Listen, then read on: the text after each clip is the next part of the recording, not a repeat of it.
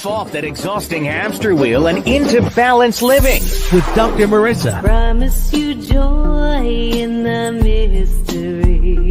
Dr. Marissa, also known as the Asian Oprah. Her mission, to be a beneficial presence on the planet. Her purpose, to be your personal advocate to live, laugh, love, learn. Her life motto, don't die wondering. Take back your life with Dr. Marissa Pei.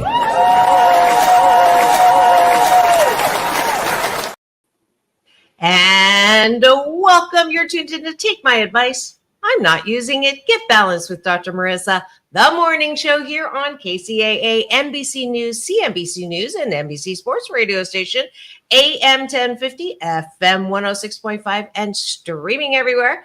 iHeartRadio, Spotify, Stitcher, iTunes, TuneIn, Audible, Amazon Music, Tiki Live, Rumble, Spreaker, Streaker, and more. Why so many places? Because I want to maximize my splatter zone for more hope and happiness. So there's no gossip on this show, no scandal, and no K words, no Kanye talk, formerly or now. Instead, I want you to focus on your own reality show and how you can be happy 88% of the time. And I forgot to fix the banner. It's actually 660 consecutive weeks on the air. This is podcast show number 1293. And I'm so glad that you're still with me and that all those who said this show about hope and happiness that does not talk about anything that's in the headlines today, because almost always it's negative. Instead, it's positive. And we're lasting a little bit more than the year they predicted. 12 and a half years later, I'm still here. I'm delighted to have you. Y'all know today is Monday. So Mental Health Matters Mondays. And you know, I usually get to chat with you on my own, but I had a chance to bring on a wonderful specialist who will help supplement all my happy 88 tips with some happy 88 tips from Jacob Cooper. And I'm just going to bring up, I lost it for a second here. Before he actually is welcomed officially to the show, I just want to give you a little bit about him and his background and expertise. So Jacob Cooper is an award-winning 2-time best-selling author of Life After Breath and The Wisdom of Jacob's Ladder. He's a multifaceted mental health therapist, regressionist, and healer. He's a sought-after public figure and speaks on areas of life after death, spirituality, grief, and soul empowerment. Please welcome to my show, Jacob Cooper.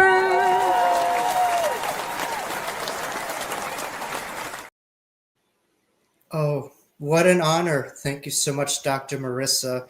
It's just a true pleasure to be joining you here now this afternoon, and I know for many reviewers, right bright in the morning. Yes, we are.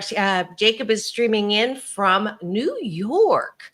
And that's always fun because, yes, we are in a different time zone for sure. And before we get into all of your fabulous experiences, and there's so much I want to ask you, I start every show with breakfast with my guest or my co-host or myself, which is taking a bite of my gratitude sandwich. So I encourage everyone to play along. If you're listening right now on the AM FM side, please do not put your gratitudes in the chat, but you know the drill. If you're on my YouTube TV channel, free subscribe, then you will be able to chat, or Facebook or LinkedIn. And what we're going to do is top of the bun is things that we're grateful for outside of ourselves. And the bottom of the bun is things that we're grateful for that are up inside of ourselves. So that's how we do it. And we just kind of ping pong back and forth. I like to do 8 because 8 is a lucky number in Chinese. I don't know if you knew that. It's a homophone for good fortune. So collective, let's do some gratitudes. All right, I'll kick it off. I am grateful that I get to have a delicious taste of coffee first thing in the morning. That is just, it's so wonderful. The experience of being one with my coffee. What are you grateful for? Just to start, I'm grateful to be talking to such a wonderful, special soul as yourself and your viewers listening. It's just an honor to be here with you. Fantastic. I'm grateful for the gym that I get to go and work out in every other morning, even when I don't feel like it. To have that kind of access I'm grateful. Wow. You took those words out of my mouth because I am also grateful that I went to the gym prior to this conversation, ran my 6 miles that I try to do every day. And yeah, in under an hour. And thankful that I could move and groove. Awesome. Awesome. I'm grateful that the planets did not crash into each other last night and that I wasn't in control of the powers that be up there, and that we get another day to live, laugh, love, and learn. I'm grateful right now, as you can see, some of the viewers who could see me, that the sun is shining here and I live right next to the water. So I'm grateful for my bay view and be able to live on the water. That's funny. Did you know I lived on the water? I didn't. So we're twinning today in many ways. Yeah. Yes.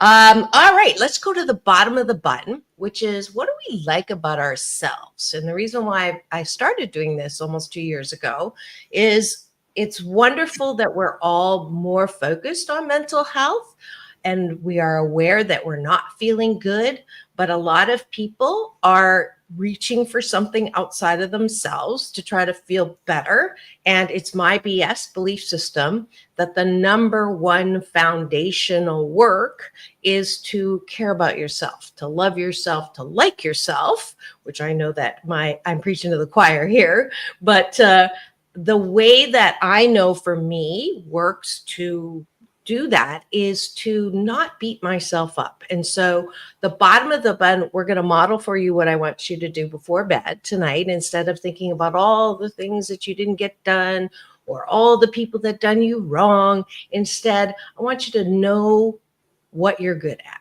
Know what you like about yourself. So you're not walking around with antenna looking for someone to like you literally on social media. So that's what the bottom of the button is. I'll start. I appreciate my ability to teach. I've been teaching since I was 13.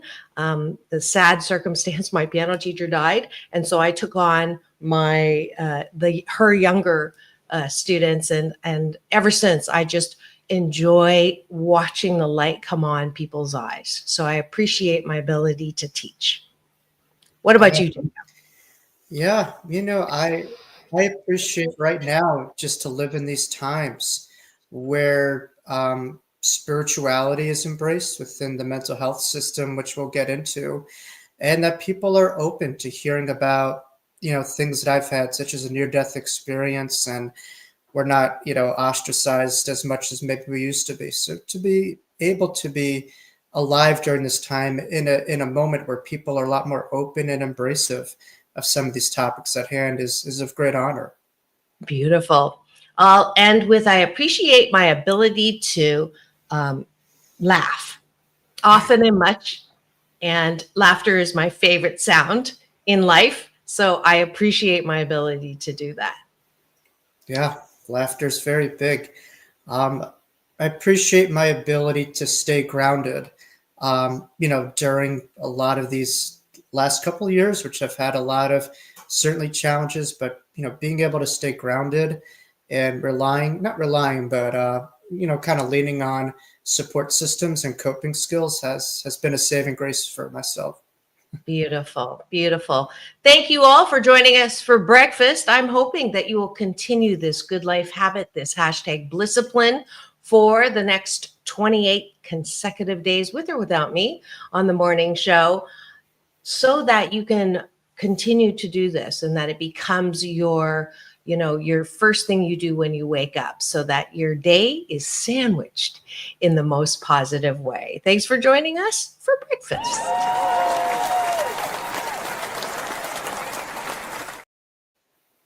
And now we are going to discover and get to know and learn from my guest today, who actually was introduced to me from another guest that was just here a couple of weeks ago. You will remember her, Kimberly Meredith. She actually came on for the second time.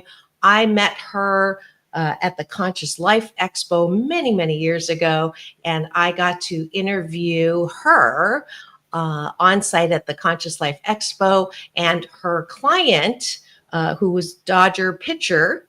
I want to say Freddie Salazar. If I have great memory, but my recall sucks. but she'll be coming on in the new year again. She did like a soul reading for me. We didn't finish, so she'll be coming on. But she introduced me to Jacob, and so I'm delighted to get to know you, as I like to do on my show. It's one of definitely the best things about my show. So I'm going to start with, when you were a kid, did you have any idea that this is what you would be doing in your adult life? Yes, absolutely. To answer your question, I had firsthand awareness of this, which we'll delve into in a little bit, within my own near-death experience that included a premonition of the work that I would be doing. Now, at times, doubt certainly took over that, as well as, I suppose, societal viewpoints of myself took that over. But it wasn't until I had an angel remind me of myself and what I would be doing, where I was taking a Korean yoga program, and it was great. And I was in some type of seminar, and someone came up to me who I didn't know, and she said, "Wow, I see you speaking in front of a lot of people. You're going to be a well-known, impactful healer." And at the time, I was really struggling through a lot of areas of my life. And so, we all have angels up in the ethers, but also we have angels such as yourself, Dr. Marissa, and many viewers who are here to really to help us remember who we are and why we're here. But yes, certainly that was always there. But sometimes, there was doubt that creeped in. But, I am doing the best that I can to, reach, that pinnacle of what I saw in my near-death experience. All right. So lots of ways to go here. I think let's just dive right in. Give me the circumstances in which you died and came back. And this is a topic that I haven't really touched a lot on in the last 12 and a half years. But obviously, as you mentioned in your gratitude sandwich, it is something that is more accepted, more talked about. Certainly the idea that we are spiritual beings having a human experience, that we're all energy, that there really is no such thing as death. It's just a transition to another place. I've been speaking this past year on we all come from love, we all go to love. So let's go to this. I guess there's a term for it, right? NDE? NDE, yeah. NDE. It was coined by my friend, Dr. Raymond Moody, who, some of your viewers may be familiar with, but he wrote the best-selling book in 1975 called Life After Life. And that's what tied myself and Kimberly together. As I don't know if you know, Kimberly's also a near-death experiencer as well. And that really opened up a lot of her incredible mediumistic and intuitive gifts that she has, and healing capacity, which is common for near-death experiencers, for a lot of the gifts that might have been buried to be resurfaced. My near-death experience, is a little bit different than maybe people that you see out there, because I had it at such a young age. I was just the age of 3 years old.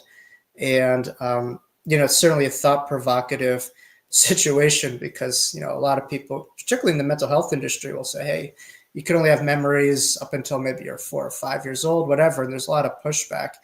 But I do think certainly there's a lot of areas we could go down in terms of explanation.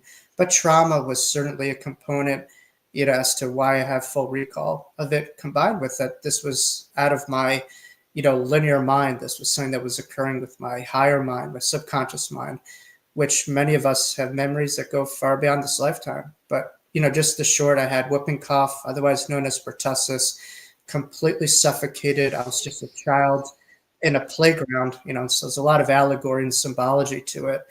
But I lost my human breath. Everything shut down. The last thing that I felt was my brain deprived of oxygen, and I felt a crack in my brain, or my brain cracked open. And as the saying goes, that's when God and spirit came in, and I had a full crossing over experience that was mystical, euphoric, and something that, I'll never forget, but just reminds me that there's so much around each and every one of us that we forget, and we have our blinders on, but we all have a whole beautiful, spirit team, angelic team.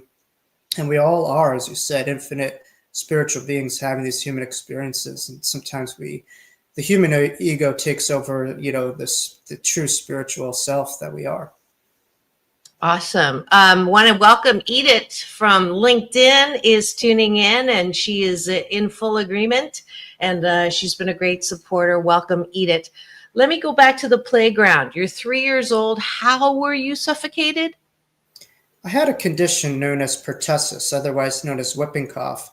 And for those, maybe who aren't familiar with, for children, infants, and even adults, whooping cough could be fatal, if it's not treated. And so due to this whooping cough, I completely suffocated. And to this day, I don't want to sugarcoat it, that was the scariest moment of my life. Sometimes we take, life for granted as well as the breath for granted, but we don't recognize that breathing is living, that keeps us going. And Right. Without the human breath, it's very hard for us to be here unless you're on a ventilator. Right. But, did your mom or dad or who saw this? They called the ambulance? Was there resuscitation? Yeah, I wasn't with my parents at the time. I was with family friends who watched me. My parents were working. So I was with family friends at the time, and they called the ambulance. I was rushed to the ambulance. And once I decided, with many near-death experiencers, the majority of them, I would roughly estimate probably 60, 70% of them are told, hey, it's not your time. You have more to do in this life. For myself, it was more of a rare positionality for whatever reason. I was given autonomy, as to what I would do. And the moment I decided to stay was when I woke up in the hospital bed with my mother. I remembered there. So, really, I was able to see myself in and out, going to the ambulance, stuff like that. But I was mostly on that side than this side, if that makes sense. Yeah. So you felt the crack, and what was on the other side? What do you remember? Because, in talking openly about death this past year, I would say on the show, I am very clear that when people are sad, I remind them that I think 99, if not 100% of people who have gone to the other side have beautiful experiences with light and warmth and music and peace. And so, yeah, the grief is for us for missing, but not to fear for the people that are going to the other side. Mm-hmm. Is that valid for you? Did that happen to you? Absolutely. That point is very much congruent with near-death experiencers who have had a full crossing over experience. It was a circumstance that is so foreign in many ways from this reality. In this reality, we are loved for our own doing. You get the great grade, you're loved. If you don't, you don't. And so there's a conditional response to who we are based on what we do. And the other side, you're loved for your eternal being. And you're seen at a much different point of view than you are in this reality. But yes, the experience was full blown in a sense that I experienced my guardian angels. I saw to the right side and left side of me, there was a male and female guide. They were absolutely immaculately beautiful and gorgeous. And, bear in mind, the colors on the other side are very hard to explain because, we are governed by the colors on this side by the rays of the sun. And so that's our reference. But on the other side, there is no, sun. The light comes from the light of the eternal, the light of God. And so those colors are a lot more intense, and there's a lot more depth to them. So certainly the colors were beautiful. I was able to see my guides. I was able to see what's called a soul family, which, you think of a theater or stage of life, and you incarnate with a lot of the same individuals, but you play different roles, different method actors, and different lifetimes. I was aware of angels like the one you see behind me, that were floating right in front of me when my body was on the ground. Um, there was a sense of timelessness. It's like in this reality, we have Monday, Tuesday, Wednesday, Thursday, and it's like we have a linear time, but on the other side, there was no time. And the feeling that I got was all is well, was well, will be well. And no matter what happens, that's what I remember. And so it was profound, as well as an awareness of the creator, that I was able to really, be aware of. So it was completely profound. But to me, the main themes is euphoria. In this reality, we used to, I don't know, you have that breakfast sandwich, and it's pretty good, but we're all bioneurophysical beings. And so we're kind of almost at a cap with how good we could feel. When you're at a body on their side, there's no limitations with how good I felt in those moments. I can't stress enough how incredibly high and good and just elated I was, that there was nothing to worry about. There was Wow. nothing to be sad about, which, I know Lao Tzu would say, if you're in the past, you're developing sadness or depression. In the future, it's promotive of anxiety. Very rarely is anyone truly present. And that's, a lot of the goals. And you climb the mountain to bring up a lot of those, understandings of the other side, so that we don't have to wait to go to heaven to create it, that we could embody and remember it while we're here. But certainly was definitely profound, to say the very least. Wow. Wow. I love Lao Tzu. My favorite saying of his is, in the absence of greatness, pettiness prevails. And I love that you quoted a Chinese philosopher. I know you thought I was Swedish, but I'm actually Chinese. But that is, now, I got to be honest. Okay, I'm going to play the reluctant, whoa, skeptic. You're 3 years old. You have this experience. Do you remember the reaction that you got when you were able to articulate these things? Or did you grow up with these memories? Or did you at a certain point have something happen? I think you mentioned Korean yoga, that sort of you remembered. See, I was paying attention. That you remembered all of these things. Because I can't even imagine as a 3-year-old, having this experience, coming back in the hospital and going, Mom, you barely have command of a language to talk about what happened. So take me through that. That's a wonderful question. And I thank you for asking me that. I am a researcher and skeptic of all this stuff myself too, for quite some time. So I appreciate that angle. It's kind of like a courtroom, trying to building a case of eternity with a lot of these things. But according to near-death experience research that I've really, delved myself into, when it comes to children and infant near-death experiences, it usually takes around 2 to 3 decades to fully integrate. And it doesn't mean that you don't remember, you don't know in that level, but to be able to have the vernacular, the vocabulary of your experiences, it takes some time. So there's a big misunderstanding with a lot of people, and some of it has been sensationalized by certain movies on NDEs with kids. Some people, when you have a trauma, it's like you'll shout from the rooftops and tell everyone. And majority of people, I would say, it takes time. It's a sacred experience. But I'm a continual learner of this thing. And my dad, who's also a therapist, told me that shortly after I had my NDE, and I'm using my words today, but I said, hey, Dad, when I was rushed to the hospital and rushed by the ambulance and, went to the hospital, something profound happened that day. One day you'll understand, but for now, it's not the right time to talk about it. And so I kept this very close to my heart for quite some time. It wasn't until probably my later teens, early 20s, when I first started becoming public with this. It was always something that I, kept buried to me, because I just felt people weren't ready. They wouldn't understand. Or, I think you also have to be careful with your vulnerability and who you give it to. and not everyone could understand and use that information in the best possible way.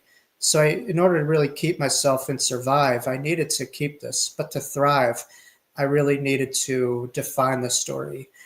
So there's a karma and a dharma, to everything. And there was a story of my near-death experience, but then the meaning and the essence was a real task at hand. That happened later in life. Sorry about that. I'm trying to fix that glitch. I love spontaneity. But there was a story that included life after breath where, when you experience trauma like I did and you experience an NDE, you really get defiant with reality. You question everything. And it's just very hard to be a kid at this time, knowing that really I was never a kid. I was just experiencing myself as a kid. There was an infinite, eternal being that I was. But Sorry, go ahead.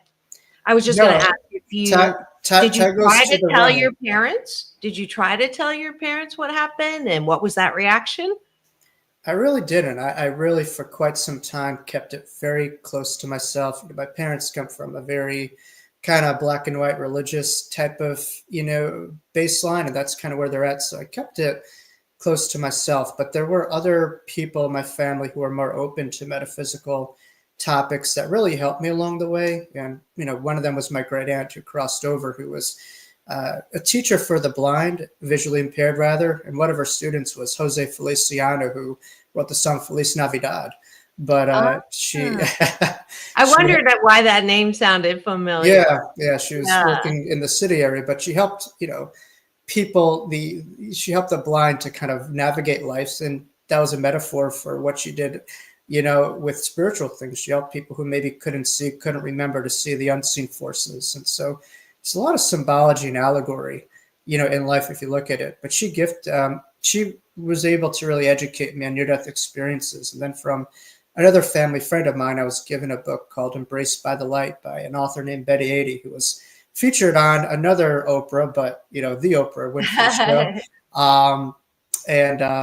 That really gave me like a lexicon for this whole thing, but this was a term and name it so you could tame it. But yeah, one day I was just kind of very defiant at home. And my parents asked me to say, all right, you got to live with your grandparents for a bit of time. And I just remembered, crying and being very upset. And I walked around, the neighborhood, and I found myself in a playground.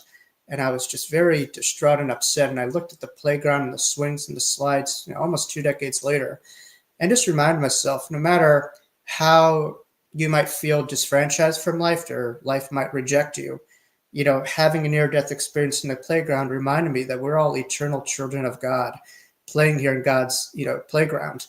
And, that's our real home. Even if we feel displaced or homeless or dejected, we always have a home over there, no matter what happens here. And that was one of the most beautiful moments that I could explain. But yeah, we're all children, eternal children's playing in here as our brothers and sisters keeper in God's playground. That's beautiful. Do they believe you today? I suppose, I think they're more open to it, certainly. And they don't get in my way. They don't try to intrude. They kind of let me do my thing, but I think they're proud, in terms of the family name and getting out there and being one of the first authors in the family to be as public as I am. But they're, slowly opening up themselves.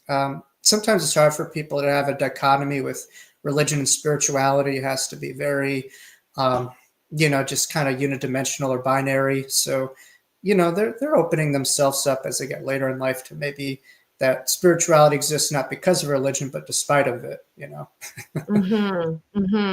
Yeah, my favorite is religion is for people who want to avoid going to hell, and spirituality is for those of us who've already been there. That's my distinction. We have a nice comment here from Edith. Being intense, not being a kid, but experiencing your eternal being. And for those of you who have just tuned in and wondering what's going on in studio today, this is Take My Advice. I am not using it. Get Balanced with Dr. Marissa, the morning show here on KCAA, NBC News Radio, home to the Asian Oprah. I was actually introduced to Oprah as the Asian Oprah, by the way. And I have a very special guest here, even though usually on Mondays, on Mental Health Matters Mondays, I'm splattering my happy 88 tips over you. I had a chance to bring in a special healing guest, and his name is Jacob Cooper. And we've been talking about his NDE, near-death experience. We're going to take a quick break for news, weather, and traffic. Don't go away. We'll be back in 2 and 2. The late Chuck Woolery, who is on the other side where there are angels, and that I love that enhanced sense of euphoria. He used to say, we'll be back in 2 and 2. I say, peace in, peace out, world peace through inner peace. Don't go away. We'll be right back with more of Take My Advice. I'm not using it. Get balanced with Dr. Marissa. We'll be right back.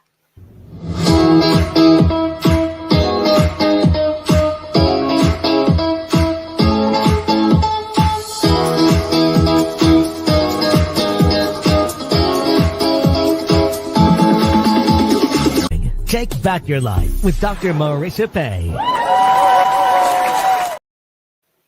And welcome back. You're tuned into Take My Advice. I'm not using it. Get balanced with Dr. Marissa, the morning show here on KCAA, NBC News, CNBC News, NBC Sports Radio station, the station that leaves no listener behind. Home to the Asian Oprah and #1 talk in the IE. Thank you very much. And here to splatter more hope and happiness on you. You can get me anywhere these days. Just Google Dr. Marissa or Asian Oprah. But please do free subscribe. You can like me too, even though I know I like myself. But it is the house of all of my 1,293 podcast shows, but who's counting? So free subscribe there. And then you can also go on LinkedIn or Facebook to stream in with us, as Edith is this morning from LinkedIn. I see other eyeballs. Don't know who you are until you identify, but it's cool. If you want to be anonymous, we're good with that. Thank you. We already have a heart for you. Your reactions are wonderful. Love when people give me the finger. Not that finger, this finger. But we have today a wonderful guest to talk about mental health and our own healing in mental health. He is Jacob Cooper. He's a best-selling author of 2 books and a licensed social work degree. He does therapy. He's streaming in from New York. So please welcome back to my studio, Jacob Cooper.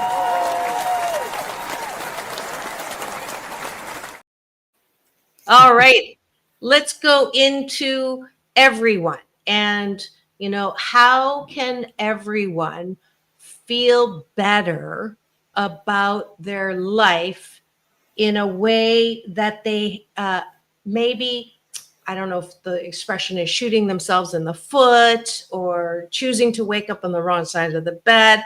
I know you said a couple things already that if you're listening and you're a little skeptical, if you allow yourself to hold the belief that we all have angels, a soul family, we're not alone. I know that a lot of people are miserable because they have had disappointing relationships with people. I know that 7 out of 10 of us have had childhood trauma.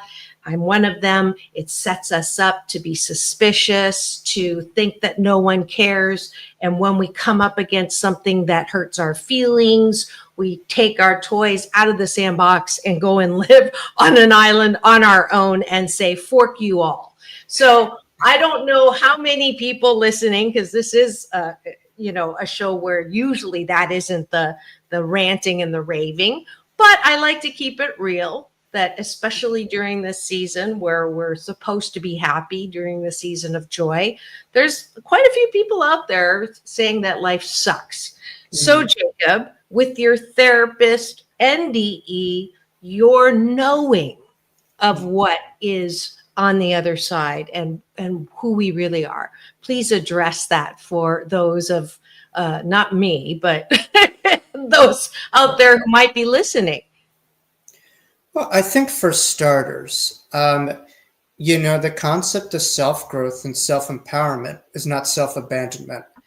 And I think that two things could be true at the same time, that we have to allow ourselves to agonize. I think that's important, to not bypass our thoughts, our feelings. Those are, for ourselves and our situations, very real. But at the same time, at a certain point, and not but and we could also include the capacity to organize some of those thoughts and feelings in a way that generates the hope and the faith past some of the pain. And if you look at anyone who's transformed or anyone who has an impact in society, there's a big correlation of their own purpose and some of those painful moments that they endured. But part of this is understanding the beliefs that we have about ourselves and reality, and how that could really alter the course of our trajectory. In other words, if we believe that life is happening, to me, then it's very easy to have a victimized mentality. But if we feel or we believe that life is happening for me, there is a capacity to have a growth-oriented mindset and a victor versus victim mindset, on this journey. So there's a big relationship of beliefs and how we engage with life. And I would say if you want to change your life, start to visit some of your beliefs. Some of your beliefs may be true or may be justified, but you have to ask yourselves, are they adaptable? Are they helpful? Or are they maladaptive, not helpful? So, that's where we have to really get clear with ourselves, because at a certain point we could just, agonize and go through all those things, but where is that taking us per se? And how is that helping us move the needle of our lives this year? So I think, that's a start that I would say is just visiting some of our beliefs of ourselves, the nature of reality, and understand how those beliefs are influencing the story that we're writing each day of our interpretation of reality.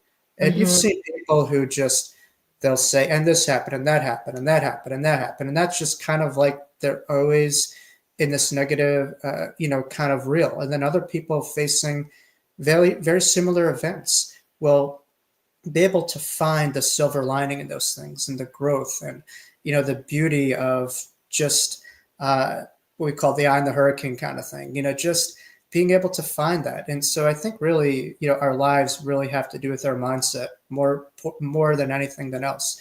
But being able to get the right support and the capacity to maybe reframe some of those stories that we're telling us is important. And I love the quote that was actually devised by a Holocaust survivor who experienced arguably the ultimate abyss, in modern civilization.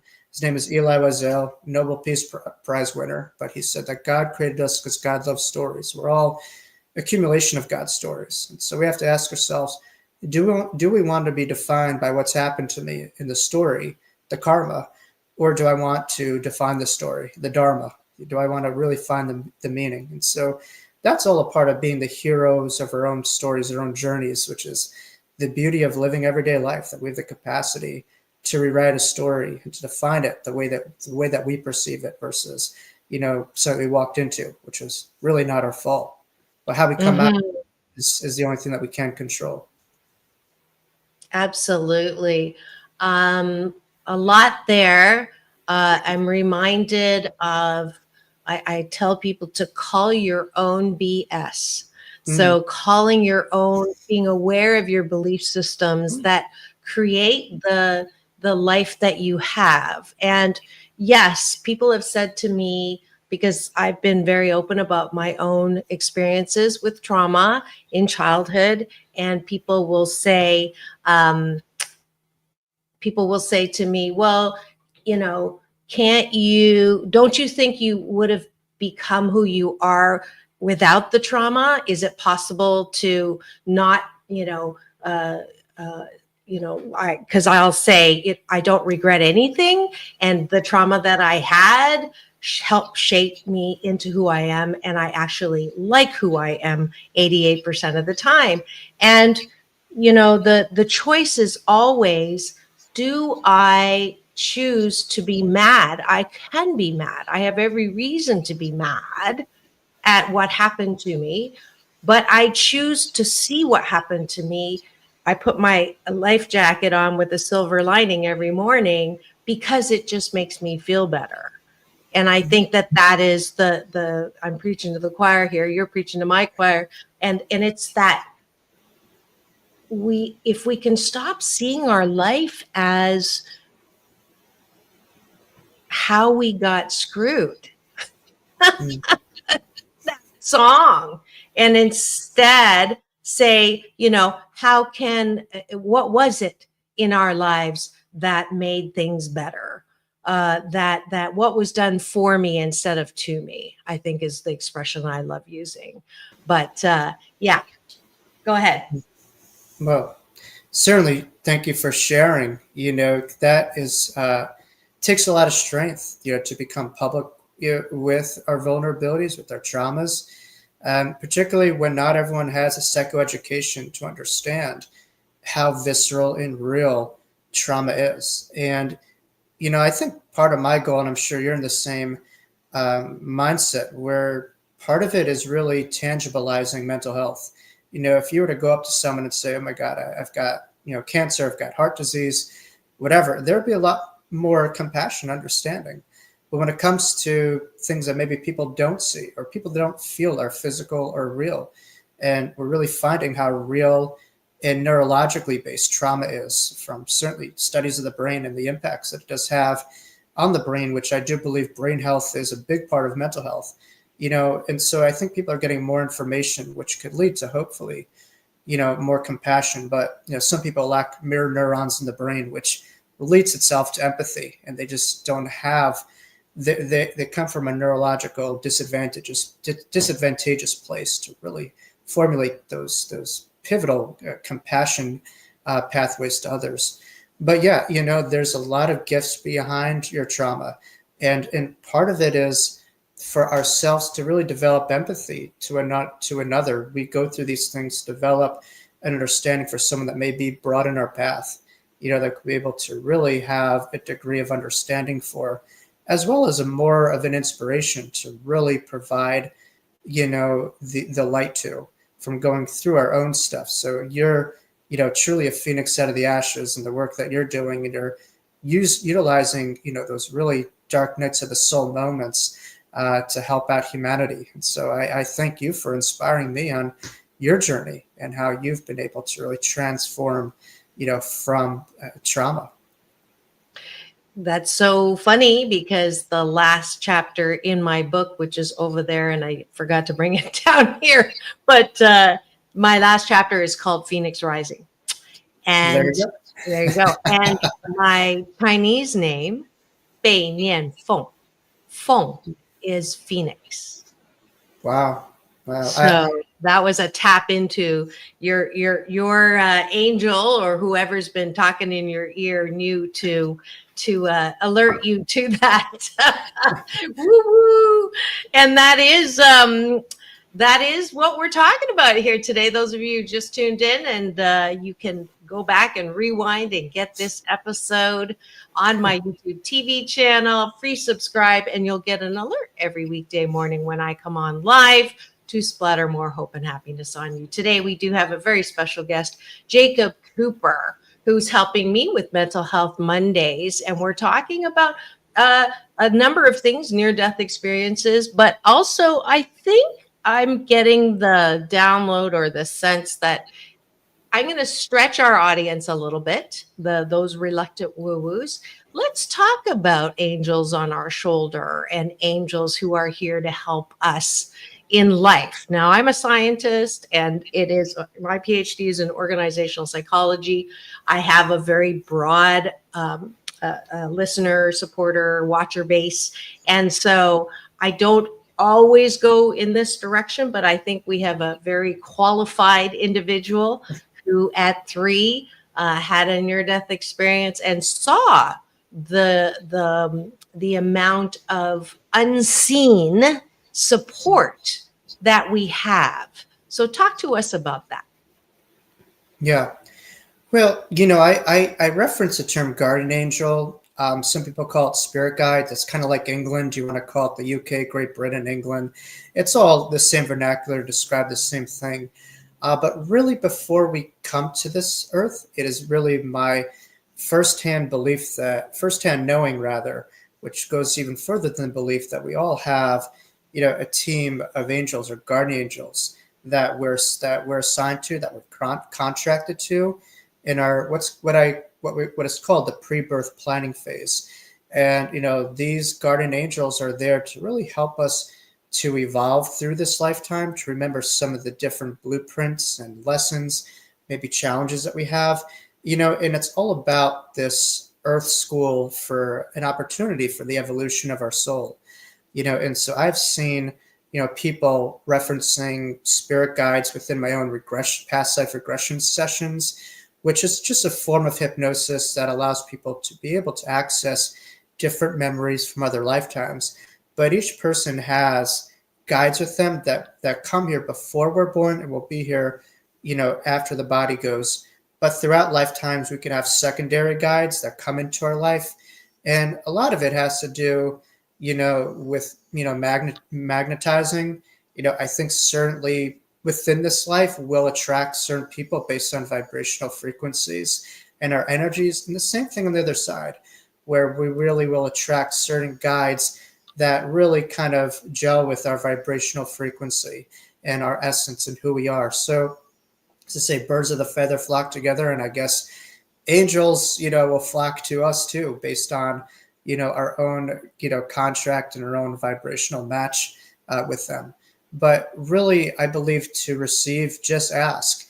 And if you believe it or not, just ask, hey, spirit guides, angels, guardian angels, if you're there, show me a sign, show me, that you're around. And you'll be amazed what happens, when you're aware and when you're open, just at some of the signs. And it's not necessarily going to be like Whoopi Goldberg in the movie Ghost, when she was connecting, in that movie to the other side. But it might be, just different numbers and different messages that you hear. And so it comes through differently to each individual. But, the guides are constantly trying to not give us answers to the test, but kind of giving us nudge to take the test in the best way. Really, because, what's the point of taking a test if you're given all the answers? So there's free will, certainly. But the guides really try to really steer us in a way where we could have more grace and ease and flow within our lives and be more in harmony with our life path that was destined before we got here in this body.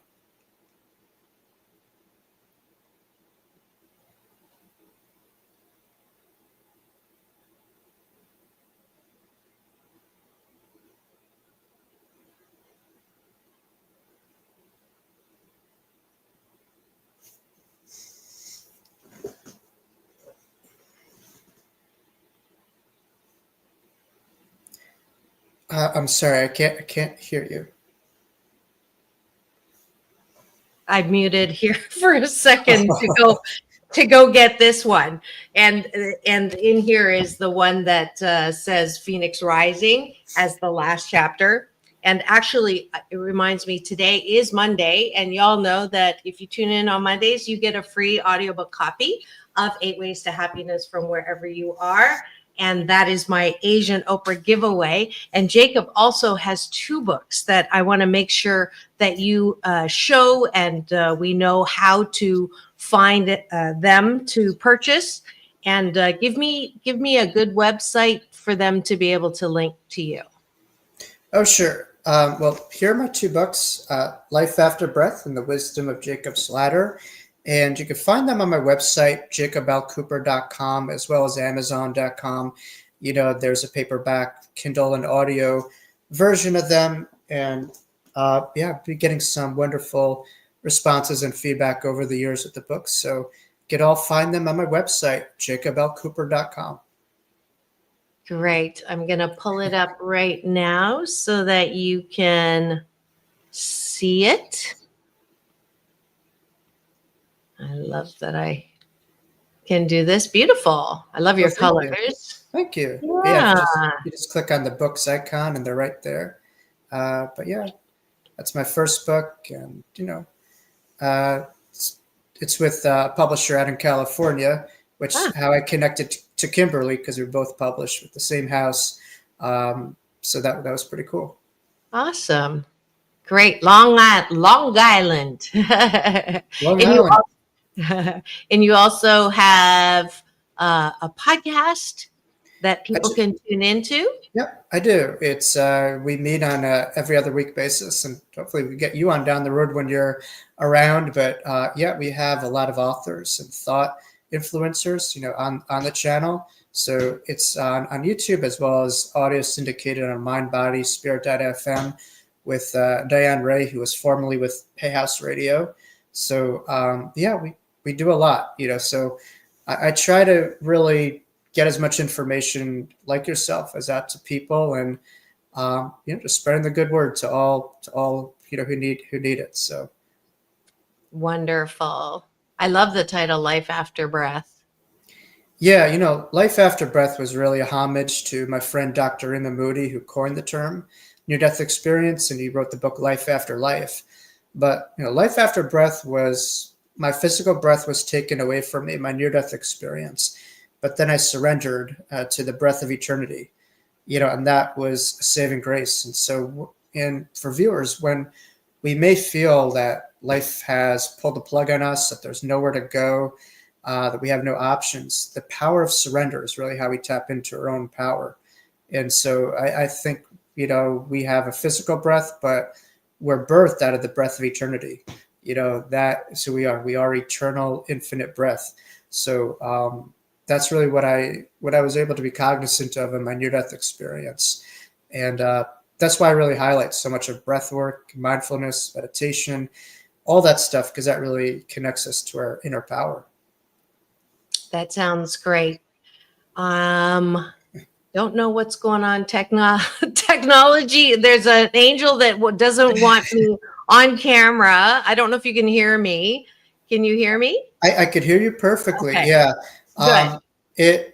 Just to preface, sometimes when you are with near-death experiencers, and we're talking about any topic regarding, higher etherical stuff, sometimes you're right. The angels do tap in, and near-death experiencers do tend to have an impact on technology. So my sincere apologies for impacting any of the, if that had anything to do with completely unintentional. And it's a challenge for me because I'm a perfectionist too. So I like. Yeah. I'm a recovering perfectionist, but I'm thinking I did have technical difficulties with Kimberly as well. So what is going on? I'm going to have to be a little careful with near-death experience guests is what I'm getting at. So, well, I'm still glad that you get to hear me, even if you can't see me, and definitely want you to go and visit with Jacob Cooper at his website, jacoblcooper.com. He's got some events coming up as well. So make sure that you go and catch him. Thank you so much. I'm going to finish off with a final word. What is your final word when it comes to, actually, before you do that, I did want to say, you had mentioned, even if you don't believe it, the ability to say, show yourself and just do like a little test. And I actually was challenged to do this. I had an old friend who said she had a angel named Hannibal. And I said, oh, yeah, right. And so she said, just put a piece of paper under your pillow and ask, who is my spirit guide? And that night I had a dream of this beautiful Asian woman with black hair piled on her hair and a white dress, a white dress with red sash. And I told her, and she said, oh, that's Kuan Yin. Wow. And I said, who's Kuan Yin? And then I looked her up, and it's crazy. There's so many stories and we don't have time, but it was a huge experience. So I would encourage all of you, that's my final word, to explore this area that maybe you're not comfortable, you weren't raised to believe this stuff. Jacob Cooper, what is your final word here? My final word is discovery and the value that discovery has. If you look at it, discovery on a physical basis, the world was once seen as flat, and that was the viewpoint. That was the box that people were in. And some people were daring enough to challenge that box, and they found, a whole planet and a whole round planet revolving itself around the sun. And so if that's the case physically with physical things, imagine how our lives can change and the bandwidth of our lives can change if we start to discover things that maybe we don't see with the physical eyes. So being curious and being explorers of reality and never having just a finite determined viewpoint of it, that every day should be another way to go higher and higher, of the viewpoints of our life will make life more exciting. As many people could live 95 years, but they maybe haven't lived a day if they haven't grown or if they haven't evolved and looked at things a little bit differently. So hopefully this new year could be a time of exploration, and people could learn more change in a way that's congruent with self-loving versus self-loathing, in a sense that you love yourself for who you are. You don't have to be something to love yourself, like many kind of do with their own kind of resolutions. So loving yourself for who you are, at your core, not conditionally loving yourself if you reach a certain milestone of self-acceptance. So I hope those things make sense to viewers. Yes, beautiful. Well said. Thank you so much, Jacob Cooper, for coming on. I am smiling, even though you can't see me. We are going to we're going to blame. Now I understand. We're going to have to do something with streaming when I have an NDE on the show. But thanks so much for coming to studio. That's it for today, folks. This is Take My Advice. I'm Not Using It. Get Balanced with Dr. Marissa, the morning show here on KCAA, station that leaves no listener behind, home to the Asian Oprah. And it's all about balance. So, Jacob, you can't see me, but if you could put a peace sign up, I say peace in, peace out. World peace through inner peace. Now go and have the best day ever. We'll see you tomorrow.